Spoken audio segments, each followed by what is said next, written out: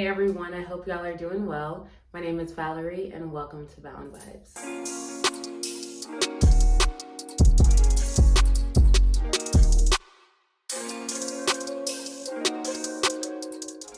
So for today's video, we're going to be doing a makeup tutorial. I'm thinking we're either going to do something like golden, like a golden smoky look, or we might even go yellow. I don't know. I have a yellow liner, so we'll see.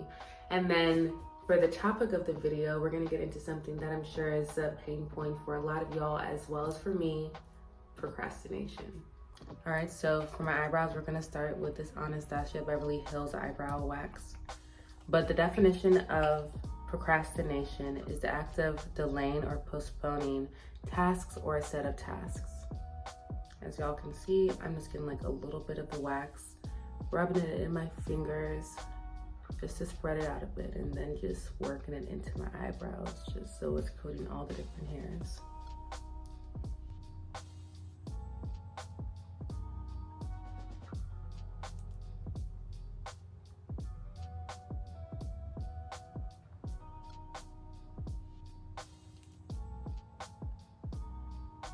Alright, so I'm gonna underline my eyebrows. I'm actually using this LA Girl Pro Concealer in Toffee. Normally I use the my NARS concealer, but I don't know where I put it. It's misplaced. But anyways, the word procrastination is derived from the Greek word akrasia, which is translated to mean acting outside of one's better judgment or a lack of self-control. But yeah, like all of us know, or like I feel like a lot of us are kind of aware of, procrastination is basically a coping mechanism that a lot of us kind of fall into to kind of avoid different tasks or things that we would rather not do, or for whatever reason kind of feel burdensome to us, you know? But the difficult thing about procrastination is that we have a self-awareness. So even though we're procrastinating in this current moment and we're not doing something because the task is boring or we don't want to do it or we associate it with whatever negative emotions, we also do have those like negative emotions of like guilt or like anxiety because we know there's something that we should be doing that we're not currently doing. So when you think about the idea of like procrastination, it's kind of that push and pull between like the desires and like the pleasures of our current self and like what we would want for our current self and like what's probably best for our future self. But yeah, it's just important to realize that you can't solely rely on long-term rewards and consequences to motivate our current or our present actions. It's important for us to have shorter term like constraints and everything to properly motivate us. So right here, I basically have this diagram of the procrastination action line that I found online.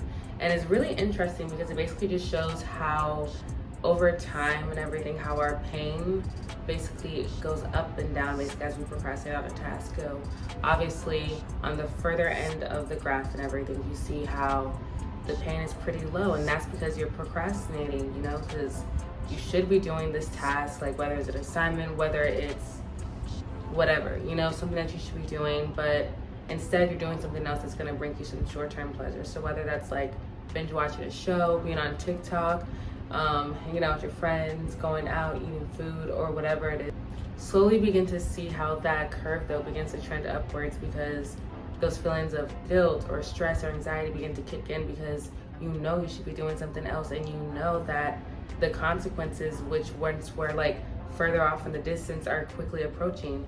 And eventually you get to that point in time, like I think it was like the action line, basically the dotted line in the middle, and that's when your back's against the wall. You don't have any choice but to start the task and get it done. So that's peak stress, peak anxiety, peak like, oh my God, gotta get this done, you know what I mean? And we've all been there. It is not a good feeling. Nobody likes to be in that situation. It's literally so stressful. And then once you start doing the work and everything, you begin to see how the pain or the stress line begins to decline and everything because you're getting it done. And then eventually when you get to the point where it's all done, it's done, you know? And for people who kind of fall into that chronic procrastination cycle, this is really stressful to continue to put your body through, you know what I mean? And it's crazy because we all do it and somewhat normalize it, but it literally is physically and mentally stressful on our bodies. I forgot to say this earlier, but I'm using this Juvia's Place palette in Warrior 2. And the first tone I used was this one, but now I'm gonna go in here to kind of outline where I'm gonna do like a little bit of a shadowy cut crease vibe. But yeah, regardless of whether or not you wanna look at it like this or not, you begin to realize that continuing to go through this process or this cycle of procrastination and putting yourself through those highs and lows is most definitely not self-love. If anything, it kind of falls into the category of self-harm, which is something that some procrastination researchers have actually said it before, that this is literally harmful to your future self, which is part of yourself. Even though we can't currently fully conceptualize our future selves, it still is harmful to our future selves, and we experience that time and time again as we go through this procrastination cycle. Over time, chronic procrastination has not only productivity cost, but measurably destructive effects on our mental and physical health. Some of these consequences include chronic stress, general psychological distress, low life satisfaction, symptoms of depression and anxiety, poor health behaviors, chronic illness, and even hypertension and cardiovascular disease. All right, next I'm gonna go in with this dark gray and maybe do a little tap of the black, but I don't want it to be too harsh, so it's gonna be mostly gray.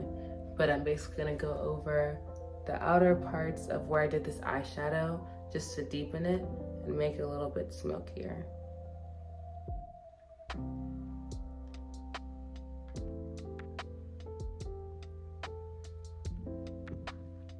All right, so next I'm gonna go in with this NYX palette right here. I think I'm gonna go in with this shimmer tone. I'm winging it, I'm always winging it. Yeah, so we have all those reasons as to why procrastination obviously isn't good.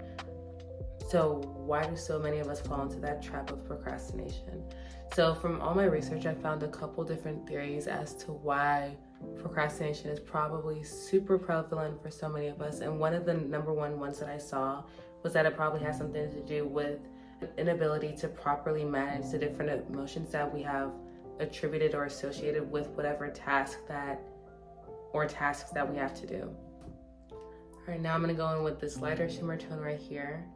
But these negative feelings could range from anxiety, insecurity, frustration, self-doubt, and so many more. But all of them are barriers or things that basically cause us some sort of stress that kind of put us into somewhat of a state that we can't get ourselves to take that first step to actually get things done or bring whatever task to fruition. Neurologists or scientists even have a term for this, and they call it amygdala hijack. Amygdala is basically the part of your brain that's like your threat detector. So basically, if you're in situations where you're feeling high stress or anxiety, your amygdala can perceive that as a threat, if anything, to like your self-esteem or to your well-being. And for that reason, it's going to look for ways to eliminate or reduce whatever that threat is. And if that's with going to the coping mechanism of procrastination, which is basically putting off the task or whatever's causing that anxiety, like your brain is wired to literally make you do that.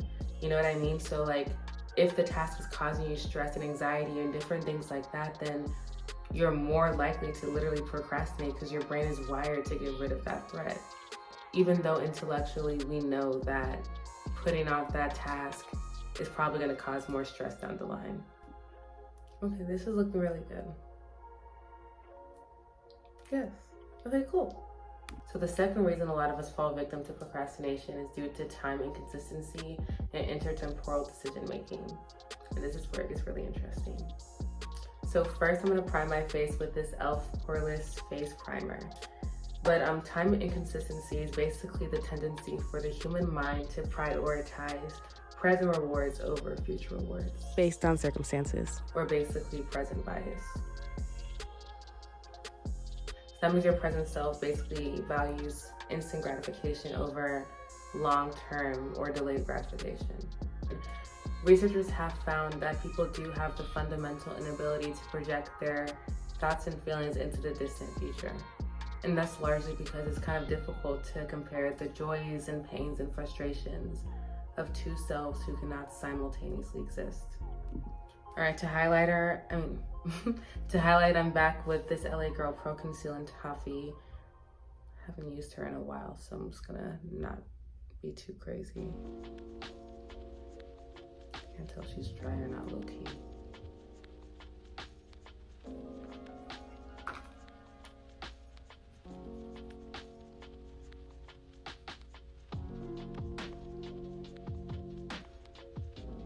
Dang, I gotta find my NARS concealer.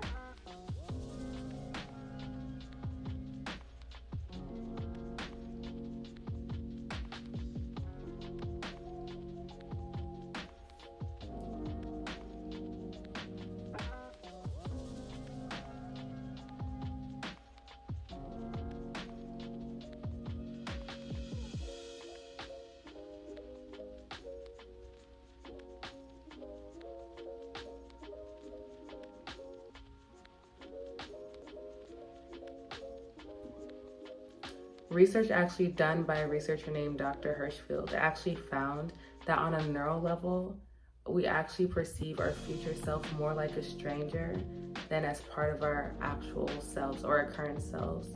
And for that reason, when we procrastinate, our brain basically perceives those tasks and the accompanying negative effects or consequences that happen after or due to that procrastination as someone else's issue, which is really interesting.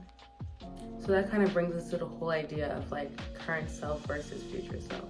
For the contour, I'm using this LA Girl Pro Concealer, I think in like mahogany. That's not new, I've been using her. Whoa. And we'll see what we can do with this.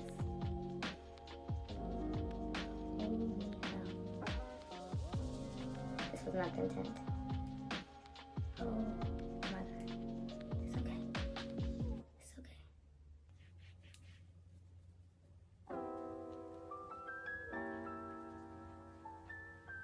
Alright, so for the sake of this discussion, let's like look at ourselves as, or our full self as a series of separate distinct selves that are overlapping at different points in time. So basically when they overlap, that can maybe show that there's a sense of shared psychological wants or like states and stuff, but they're still distinct at their different times, you know?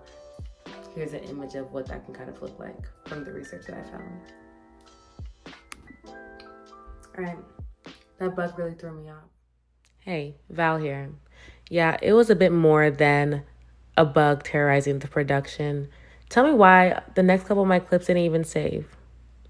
Anyways, researchers took fMRI scans of participants' brains, and they found that people tend to consider their future selves more as a stranger than as actual extensions of themselves. So thinking about this critically, the degree to which an individual feels disconnected from his or her future self could potentially correlate with the degree to which they actually discount future rewards and punishments. And conversely, the closer you're able to identify and show compassion towards yourself at different time periods, the more you'll be able to experience a higher degree of self-continuity and a higher degree of accountability for this hypothetical future you. So essentially, the more continuity a person shares with their future self, the more motivated they will be to act in ways that will benefit themselves in the future. This figure depicts a model that shows how our perception of our future self could potentially impact our sense of self-continuity and also our decision-making. So if the future self is viewed as being similar to the current self, one would be more motivated to act in ways that would benefit themselves in the future.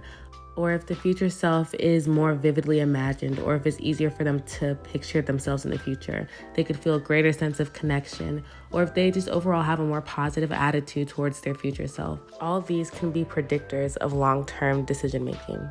Before I get back to our regularly scheduled programming, I do want to note that there is a difference between procrastination and taking your time. There's often a lot of good that comes from taking some time to rest, or giving yourself some more time to brainstorm and plan, or allowing yourself flexibility to reset or even pivot, or to self-care however that may look for you. It's important that we don't feel that whenever we aren't checking off boxes on our to-do list or actively moving towards or achieving milestones, that we're procrastinating or wasting our time. Your time is your time and your journey is your journey. Don't rush your process and do what works for you in whichever manner works best for you. We each have to look within ourselves to determine which applies to each situation, but also remember that we're human and rest and loading periods are also really important in our journeys. All right, I'm talking about why having a mindset of gratitude is really important for overcoming procrastination and motivating us to start or complete different tasks that maybe we don't necessarily want to do. Go.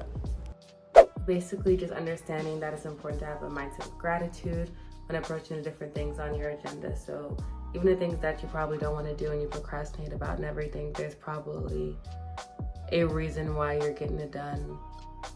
Whether it's like to get money, whether it's to get the degree, we don't know. There's so many different things that we have to do, but there's usually a reason we have to do it. And if we don't do it now, that's something or consequences that our future self will have to deal with. So it's important that we make sure that we do what we have to do and everything.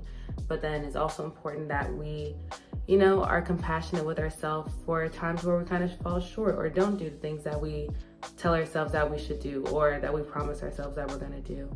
There's been research that's actually shown that when people show self-compassion or self-forgiveness after they've procrastinated or exhibited other like maladaptive behavior and everything, they're a lot less likely to repeat that behavior because they've gone through that like forgiveness and healing stage and everything. When you kind of just like berate and like punish yourself or self-deprecate yourself after doing something like that, it's a lot harder for you to actually change the behavior. They basically found that for the person to move past those maladaptive behaviors and everything, is important for them to rid themselves of feelings of guilt or regret or anger and things like that. They kind of found that self-forgiveness was really important and actually supported productivity because it kind of helped release you from the burden of feelings like guilt or anger or frustration, and allowed you to move forward in a productive way, and you don't find yourself reverting back to those negative behaviors or those maladaptive behaviors, or coping mechanisms don't really like help you in the way that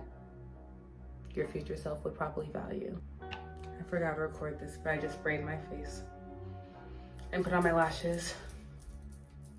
But yeah, we're basically done. Let me do my lips. It's just important to realize that you're already that girl, or you're already that dude, or that one, that person, you know what I mean? Like whatever vision or person that you dream of yourself to be, you're already on your path to being that person, especially if you take those concerted steps in every current moment that you have. You know what I mean? Like procrastination, some people say it's taking for granted the opportunities that are afforded to us. You know what I mean? Like a lot of times things can circle back, but a lot of times things or opportunities don't circle back. So when you don't capitalize on it at that moment when it's meant to be capitalized, sometimes the opportunity really does pass us by, and sometimes the opportunity wasn't for us, or there's something else like down the line. But feelings of regret or guilt or frustration on stuff that you wish that you would have done, or just regret about things that you wish you would have done, are awful feelings and things that I really just wouldn't wish on anybody. Like I really believe that it's in our best interest to take those steps and have the courage and the bravery and the conviction to begin whatever it is and everything, you know, to like not hold back and not to like fall into those coping mechanisms that are like not productive to who we want to be. Like when you think about your future self, like how do you move? You know what I mean? What kind of habits do you have? How do you spend your time? How do you plan? All those different things, like who is that person, and how can you start taking those steps today to actually bring that person to reality? Like how does that future version of yourself care for you? How do you show yourself appreciation and self-love? Like what does that future version of yourself do versus what are you doing right now? And how are you currently caring for your future self? Your future self is not some stranger, it's you. It's maybe an evolved version of you that's lived some more life, but it's always going to be you at your core. So you should make sure that that self-love and that self-care that we're working to cultivate, you're also showing to your future self, because you deserve it. But yeah, that's all I have for you all today. Thank you so much for watching my video and for vibing with me. Please make sure to comment, like, and subscribe, and make sure to hit that little bell notification so you guys know when I post a new video. And I'll see y'all next time.